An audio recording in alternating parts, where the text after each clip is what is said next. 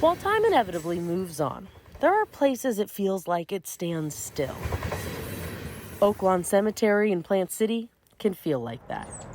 The 100-year-old trees, steady passing train, and dates on headstones that go back centuries. Great, man. Oh!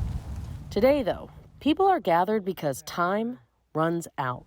Oh, say, can you see?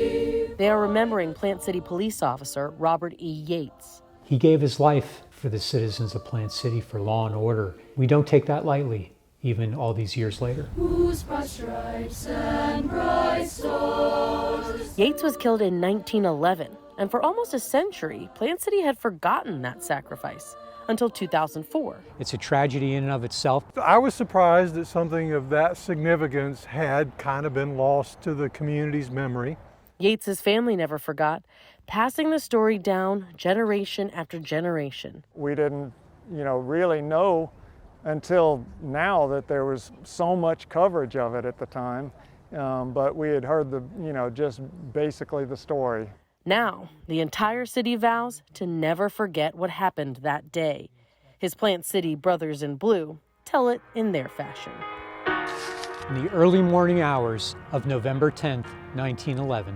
He's on patrol, he's in the downtown, he goes to the depot where he encounters Lee Armstead, and he believes that he is pilfering or breaking into the cargo. When he went to detain him, the subject pulled a gun on him. A foot chase begins. There's a running gun battle going on as these two men run through downtown. The suspect appeared from out behind a tree and shot both dogs. Yates and the jailer moved into the woods. After that, Armstead steps out from behind a tree, he fires shots, he hits both Yates and the jailer. Officer Yates would eventually succumb to his wounds.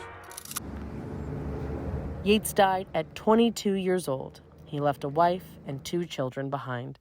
The man who shot him served less than a year in jail. He ended up with a very minimal sentence for, what was essentially the murder of a police officer in the line of duty. So this is the area at the police department where we honor Officer Yates. We have his original pistol from the time period that was donated by his family. He is now remembered in a few places around Plant City, and his name is etched in the National Law Enforcement Memorial in D.C. And finally today, in the cemetery where he rests, he now has a large marker, so all who visit will know his story. That's our solemn vow, is to never forget.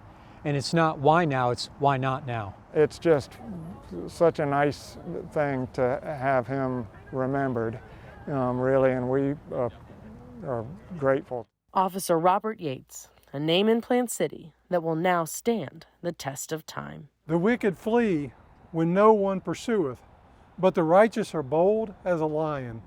With photojournalist Eugene Buenaventura, I'm Erin Murray, Spectrum News.